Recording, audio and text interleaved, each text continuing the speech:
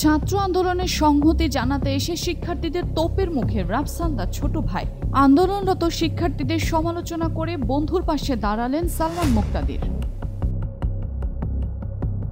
এক দফা দাবি আদায়ে সারা দেশের সর্বাত্মক অসহযোগ আন্দোলনের ডাক দিয়েছে বৈষম্য বিরোধী ছাত্র আন্দোলন।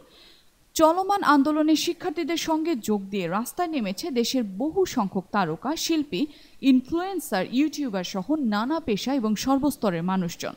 আন্দোলনে কর্মসূচি অংশ হিসেবে শনিবার দুপুরে কেন্দ্রীয় শহীদ মিনার এলাকায় জড়ো হয়েছিলেন শিক্ষার্থীরা। বর্তমান সময়ে আলোচিত ইউটিউবার রাফসান তার ছোট ভাই খ্যাত ইফতেখার রাফসানও যোগ দিয়েছিলেন আন্দোলনে। তবে তার উপস্থিতি শিক্ষার্থীরা ভালোভাবে নেননি। রাফসান তার নিজ গাড়িতে করে টিএসসি এলে বিক্ষোভকারী ছাত্ররা তাকে ঘিরে ধরে। এরপর তাকে দেখে ভুয়া ভুয়া স্লোগান দিতে থাকে। অল্পের জন্য প্রাণে বেঁচে ফেরেন রাফসান।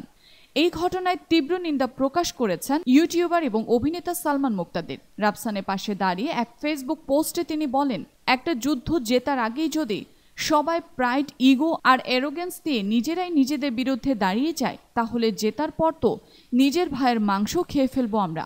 রাফসানকে যদি সুন্দরভাবে বলা যেত যে ওর প্রতি মানুষের কত আশা, রাফসানকে অনুপ্রাণিত হয়ে আরও হেল্প করতো না। এই সময় অভিনেতা ফেরদৌস এবং রিয়াজের সমালোচনা করে সালমান মুক্তাদির লেখেন, দেশকে পুরো বেচে দিয়েছে নায়ক ফেরদৌস।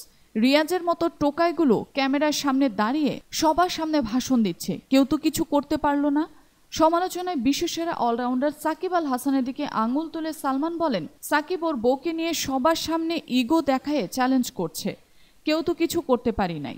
রাফসান দেরি করে হইলেও ফাইনালি সবার সামনে আসছে, ওকে দেখে কয়েক লাখ মানুষ সাহস পাইত আরও। সালমান আরও বলেন, এরকম করেই যদি আমরা একতা প্রকাশ করি, তাহলে এক হওয়ার আহ্বান কাকে জানাচ্ছি, কাকে জড়ো হতে বলছি, কাকে আওয়াজ তুলতে বলছি?